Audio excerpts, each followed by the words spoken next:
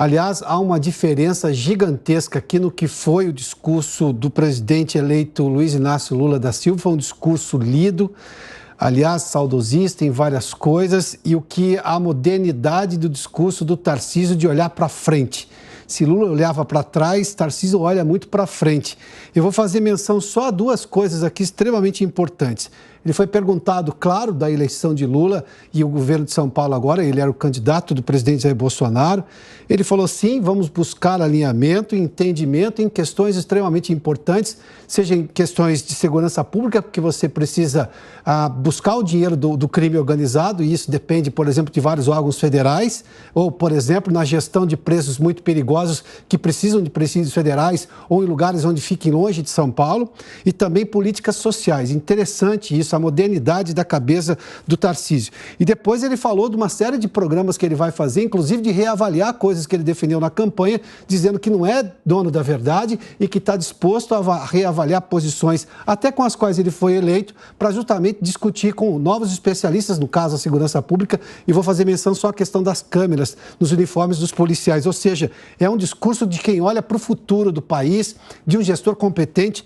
Prova disso é o que ele falou sobre a questão das perdas da Sabesp, de como fazer a privatização e o porquê fazer a privatização, se essa for a decisão, que é justamente de universalizar o serviço de esgoto, ou seja, de captação de esgoto e despoluir os rios de São Paulo, como, por exemplo, o Pinheiros e o Tietê. É uma visão completamente de futuro, Pavinato. Acho que a gente ficou muito claro no tipo dos discursos e na forma como enxergam o país. Exatamente, Piotr. Uma clareza conceitual das coisas, uma clareza técnica. A gente nota pela explicação o esmero que ele tem e a preocupação que ele tem de fazer o povo de São Paulo entender as políticas que ele vai tomar, por que ele vai tomar essas políticas, por que ele vai adotá-las, e também a humildade real de dizer que vai olhar com outros olhos, com mais atenção, e talvez possa até mudar de opinião quanto a políticas que ele defendeu na sua campanha, como é o caso da câmera no uniforme dos policiais militares. É um discurso técnico, é um discurso crível, que vai na contramão daquilo que foi o discurso do presidente eleito.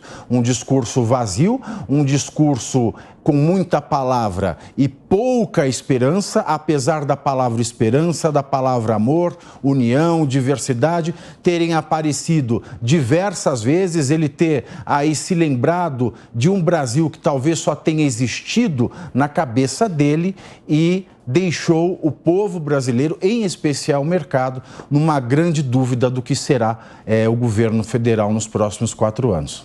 Zé Maria Trindade, nós tivemos 2 discursos aí, do presidente eleito, Luiz Inácio Lula da Silva, e eu estou falando do Plano Nacional, e do principal estado do país do ponto de vista de intensidade eleitoral.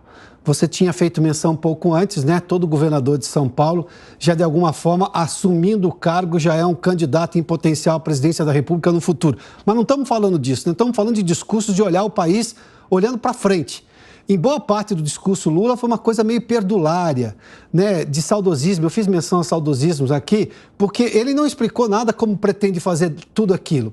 O caso do governador eleito de São Paulo, Tarcísio Freitas, ele não anunciou a equipe, anunciou exatamente como vai ser feito agora o processo de transição. Aí ele vai ter o apoio, inclusive, do governador Rodrigo Garcia, que também deu apoio a ele na campanha, mas ele já explicou em que linhas isso vai acontecer, ou seja, você dá uma ideia de como as coisas vão funcionar, ou seja, sempre olhando para frente, Zé. Pois é, olha, São Paulo terá um gestor.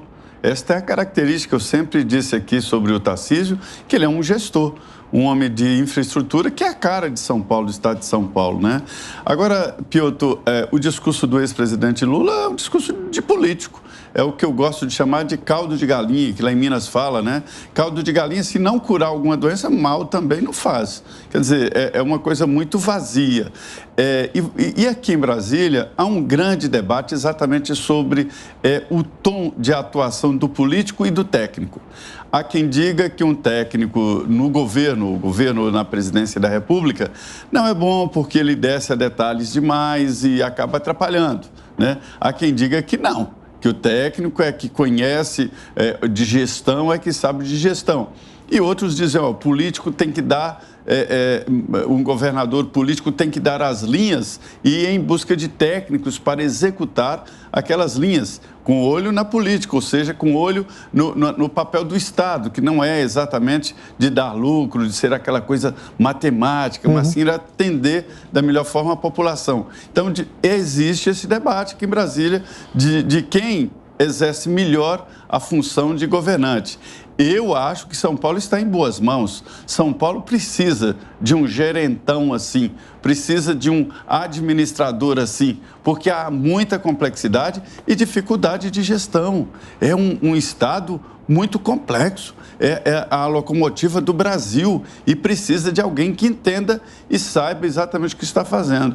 Sobre o discurso do Lula, ele repetiu aqueles panfletos de sempre e não chamou para o debate, por exemplo, os que foram adversários dele durante a campanha eleitoral. Eu queria ouvir do Lula isso, dizendo, olha, amanhã vou chamar os evangélicos, vou conversar na formação do governo com tal setor, que foi contra ele na campanha.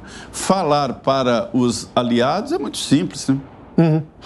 Não, porque tem uma questão aí de noção de realidade, Schelp. Vamos lá.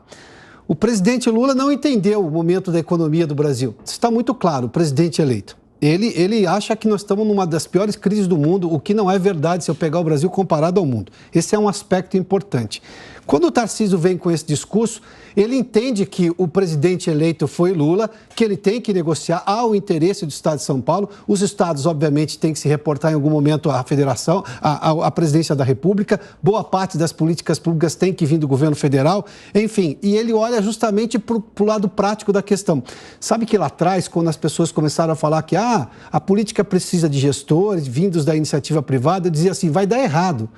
Porque o gestor puro, ele só se reporta ao conselho da empresa e olhe lá. E outra, se ele der errado, demite e contrata outro. O eleito fica 4 anos lá, é muito diferente, tem que ter também um certo traquejo político. Me parece que o Tarcísio, além de ser um técnico, de um gestor, isso ele deixa muito claro, foi um ministro bem sucedido lá na pasta de infraestrutura, ele também tem essa lógica política, esse traquejo político de entender como que as coisas têm de funcionar quando você assume um governo como o de São Paulo. Ou seja, não é uma empresa. Tem que funcionar com eficiência de empresa, que é o que as pessoas diziam lá atrás, mas não é uma empresa. As decisões não são de cima para baixo, tem que passar pela Assembleia Legislativa, por exemplo. Exatamente, Piotr. Eu até tenho uma história para contar sobre isso, mas vou antes comentar algo aqui sobre o discurso, né, do Lula, e a questão de ser um discurso voltado para dentro, um discurso que repete mantras de campanha. E eu queria lembrar, eu acabei de reler aqui o discurso de vitória de Bolsonaro em 2018. E é um discurso também voltado para aquilo que ele já havia dito durante a campanha. Ele não estende as mãos para os derrotados de forma alguma no discurso de 2018, faz inclusive críticas, né, às gestões do PT, da mesma forma como o Lula hoje fez críticas à gestão de Bolsonaro, ou a pontos, né, a questões específicas que pautaram essa disputa, né, essas críticas que ele vinha fazendo durante a campanha. Então, é basicamente o que se viu também na campanha de 2018, na vitória de Bolsonaro, mesmo que se diga, né, aí, às vezes aí tenha sempre uma frase no meio que se fala em união, se fala em governar para todos, né? Então vamos ver se de fato isso vai acontecer no caso de Lula. No caso de Tarcísio de Freitas, eu queria contar o seguinte, uma pequena história. Em maio deste ano, quando Tarcísio era ainda pré-candidato a governo do estado de São Paulo, eu participei de uma entrevista longa com ele, 1 hora de entrevista, e eu perguntei para ele, né, ministro, caso o senhor venha a ganhar o governo do estado de São Paulo e, em nível nacional, venha a ser eleito Lula, como vai ser a sua relação com ele? Né? Vai ser conturbada como foi a relação de João Dória, governador de São Paulo, com o presidente Jair Bolsonaro? A gente precisa lembrar aqui que eles viveram embates, né, duros, o Dória e o Bolsonaro.